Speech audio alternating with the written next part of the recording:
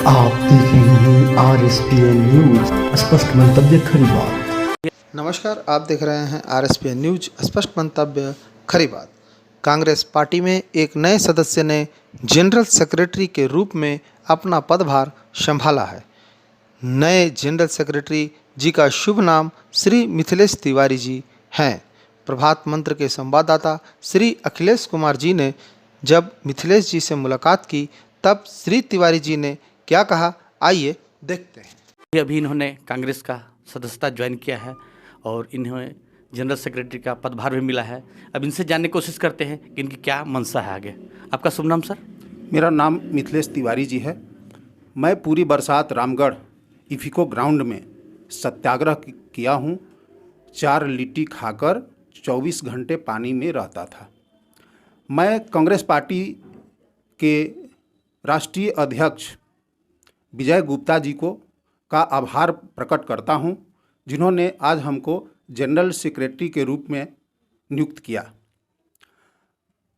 अपने पार्टी के लिए मैं एक कार्यकर्ता ही समझता हूं और समझने की बात यह है कि मैं सच्चाई और ईमानदारी का प्रतीक मिथिलेश तिवारी जी, पारदर्शी व्यक्तित्व का आदमी हूं और मैं चाहता हूं कि कांग्रेस पार्टी भारतीय संस्कृति के अनुसार चले और जो कांग्रेस का सिद्धांत है पंथ निरपेक्ष, धर्मनिरपेक्ष, उसी सिद्धांत पर हम आगे बढ़ें, डेवलप करें।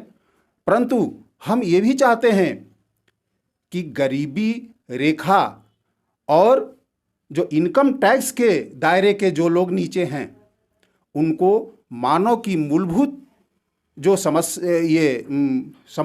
मानव की मूलभूत आवश्यकता है उनकी पूर्ति करने के लिए, चाहे कोई भी सरकार हो, बीजेपी की गवर्नमेंट हो या झारखंड में हेमंत जी की गवर्नमेंट हो, उससे भी आग्रह करता हूं कि गरीबी, भूखमरी, बेरोजगारी, अशिक्षा, भिक्षाटन को भारतवर्ष से जो गरीब ये अभिशाप बना हुआ है इसको हम समाप्त करें। मैं अपने पार्टी का एक सदस्य जनरल सेक्रेटरी के रूप में यहाँ के जो लोग भी इनकम टैक्स के दायरे के नीचे हैं उन लोगों के लिए यह कार्यक्रम सफलीभूत करूँगा जिससे कि भारतवर्ष से गरीबी मिटाया जा सके। गरीबी कैसे दूर होगी? गरीबी दूर करने के लिए भारतवर्ष के जो भी लीडर हैं, एक तरफ तो उनको पेंशन चाहिए, एक तरफ तो उनको अच्छा खासा आमदनी वाला मुद्रा चाहिए, उनको पेमेंट। जनता को कतार में लगाकर वोट तो जरूर लेते हैं, परंतु उस जनता ने जैसे सरकारी नौकरी दिया, अपने नेताओं को विधायक बनाया, MP बनाया, CM बनाया, परंतु खरे जनता पर खरे वो लोग नहीं उतरते। वो चाहते हैं कि हम लूटें, हमारा परिवार प्रवस्ती करे, और जो लोग वोट के कतार में लगे हुए वोट दे रहे हैं उन लोगों को वो लोग आज तक भी ठगे। अच्छा, मेरा आपसे सवाल है कि आप अभी कांग्रेस का सदस्यता ग्रहण किया आपने अभी, इसके पहले किस पार्टी में थे आप? इसके पहले मैं भाकपा माले से बिलोंग करता था। जी। परंतु उस पार्टी में भी मैं रहकर जो मानव की मूलभूत आवश्यकता है उसकी पूर्ति के लिए लड़ाई लड़ी। मैं आपसे पूछना चाहता हूँ, मानव की मूलभूत आवश्यकता क्या है और कौन कौन चीज़ है? देखिए, मानव की मूलभूत आवश्यकता पौष्टिक आहार, कपड़े, मकान, शिक्षा और स्वास्थ्य है।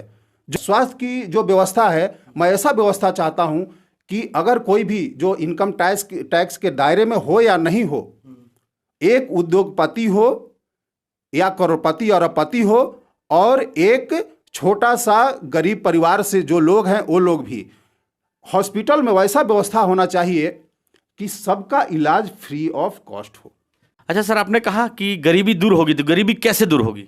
देखिए, गरीबी दूर करने के एक उपाय है। भारत सरकार या झारखंड सरकार को अगर दृढ़ इच्छा शक्ति दिल में है तो हमारे पास संसाधन की कमी नहीं है।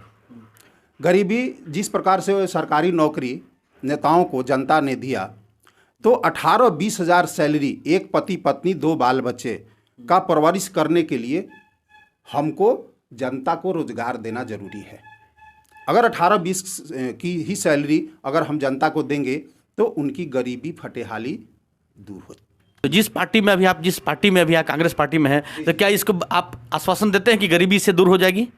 हाँ, एकदम आश्वासन देते हैं। हम जैसे ज्वाइन किए, हम पारदर्शी आदमी हैं, सच्चाई और ईमानदारी के सहारे चलते हैं। मैं कांग्रेस पार्टी के लीडरों को ये सलाह दूंगा कि जिस प्रकार से डॉक्टर राजेंद्र प्रसाद जी आधा पेमेंट लेते थे, राष्ट्रपति मतलब पद पर होने के बावजूद भी उनके घरों में सूत काटा जाता था अपने परिवार के कपड़े पहनने के लिए, तो वैसे ही आज लीडरों की भी व्यवस्था होनी चाहिए।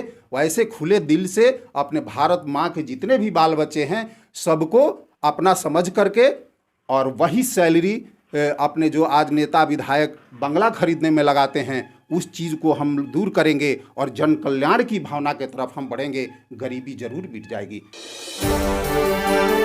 आप देख रहे हैं RSPN न्यूज, स्पष्ट मंतव्य खरी बात।